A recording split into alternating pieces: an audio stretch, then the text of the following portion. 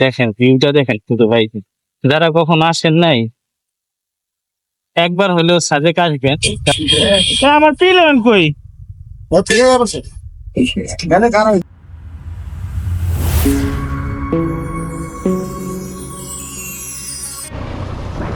আমাদের tour partner করবি চালাচ্ছে।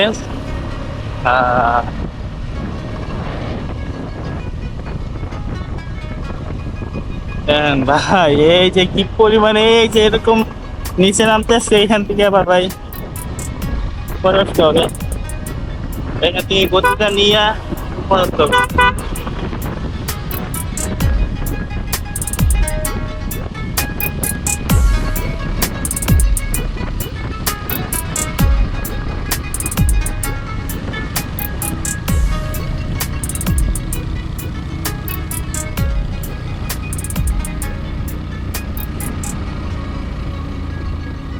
ভাই R15 ফেল হয়ে গেছে,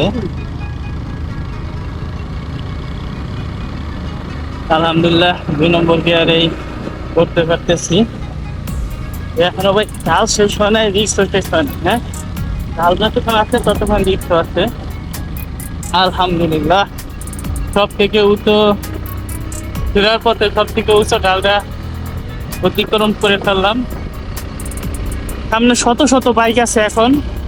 অ্যাকচুয়ালি আমার ভাল লাগে না এত বাইকে ভিড়ে ও রাইড করা। আর একটা সমস্যা আছে, দেন এত ভিড়ে রাইড করলে আপনি যখন গতি উঠানোর তখন আপনি উঠাইতে পারবেন না, দেন সামনে গাড়ি আসে। আর যখন উঠাইতে পারবেন না ভাই, তখন কিন্তু আপনি ঢালটা উঠতে আপনার কষ্ট হয়ে যাবে। হ্যাঁ, ঢালটা উঠতে পারবেন না, তাই পিছনে যাই, রিল্যাক্স হয়ে যাই। কত উপরে পাহাড়ের উপরে উঠছিলাম, ওই যে নিচে জমি।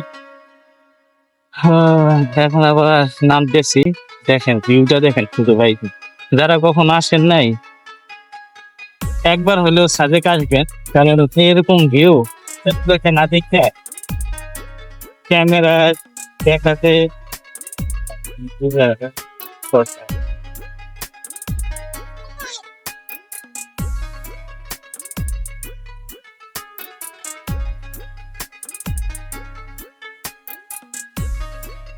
একটু ভিউটা দেখেন, ভিউর জন্য একটু বাইকটা স্লো করছি। দেখেন ভাই খালি ভিউ। ও হাই, আসেন আসেন পাহাড়ে আসেন, জীবনের অর্থ বুঝছেন, জীবনের অর্থ বুঝতে হলে পাহাড়ে আসতে হবে। আঁকা বাঁকা পাহাড়ি রাস্তা।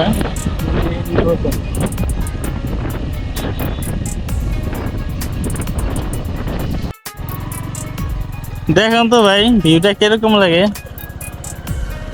দেখে বলতে মন চায় না সুবহানাল্লাহ। হ্যাঁ, আল্লাহ তাআলার সৃষ্টি দেখলে সবসময় সুবহানাল্লাহ বলতে হয়।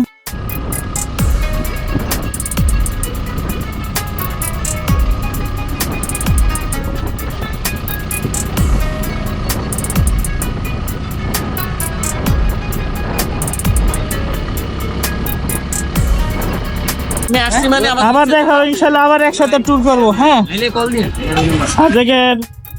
থেকে আসলাম খাগড়াছড়ি ফেনী হোটেলে, ওখানে খাওয়া দাওয়া করলাম। এটা হলো শাপলা চত্বরের পাশে, এই যে খাগড়াছড়ি শাপলা চত্বর। আমরা এখন চলে যাবো ইনশাল্লাহ, সামনে একটা ফাঁকা জায়গায় যেয়ে রেস্ট নেবো, কারণ খাওয়া দাওয়া করার পরে রেস্ট নেওয়া হয় নাই। আর হ্যাঁ, আমাদের যে ফেজার বাইকের নাম্বার প্লেট একটা পড়ে গেছিল,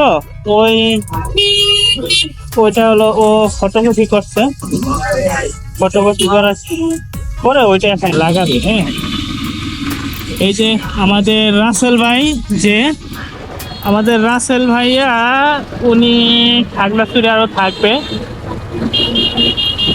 ওনার তো সময় আছে, তাই রাসেল ভাই বাই বাই।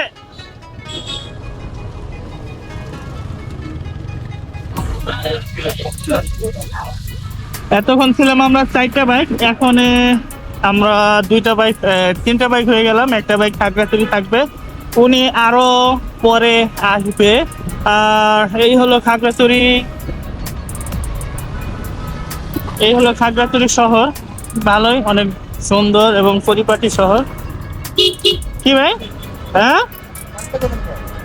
কই না তো কিছু কই। রাসেল ভাই বিদায় জানাইছি। আচ্ছা চাগাই বলতো না কোনো একটা মেকারের দোকানে হয়তো বাসছে। আমার পিলেন কই?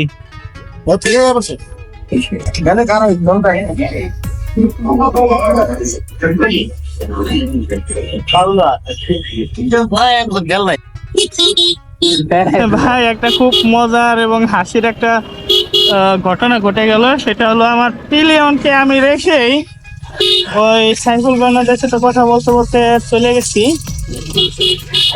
এখন আমার পিলিয়ন খুঁজতে হবে, বলতে হয় না পিলিয়ন কই আছে।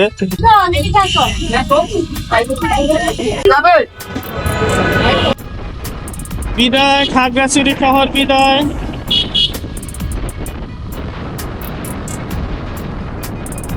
ভাই শীতের দিনে এই যে এখন দেখি যেন আবার বৃষ্টি নামতে আছে, রেনকোটে শুধু প্যান্টটা আনছিলাম যে যদি বেশি শীত লাগে তাহলে পরবো। জানি না কি অবস্থা হবে, বৃষ্টি নামলে অবশ্যই কোথাও থামতে হবে।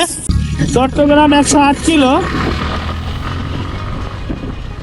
দুটা রাস্তা থেকে আমরা একটু কনফারেন্স পড়ে গেছিলাম, দেন অ্যাকচুয়ালি কোন রাস্তা।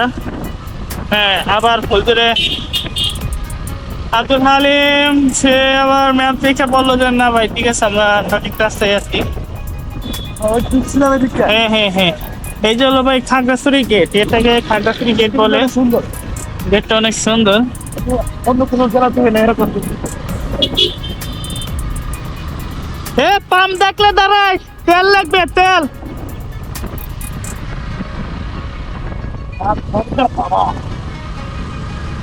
কোথায় 7 ঘন্টা দেয়ছে ঢাকা?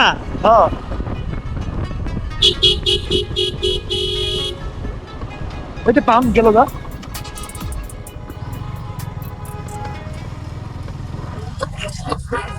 ভাই এই ওয়াকটেন আছে, ওয়াকটেন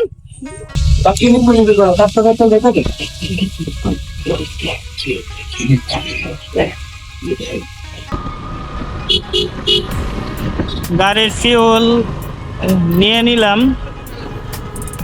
কারণ পাহাড়ি রাস্তা তো কখন ফিউল শেষ হয়ে যায় বলা যায় না। ফিউল শেষ হয়ে গেল তো আবার ভাই সমস্যা। আর কম 500 টাকার মাত্র ফিউল নিলাম, কারণ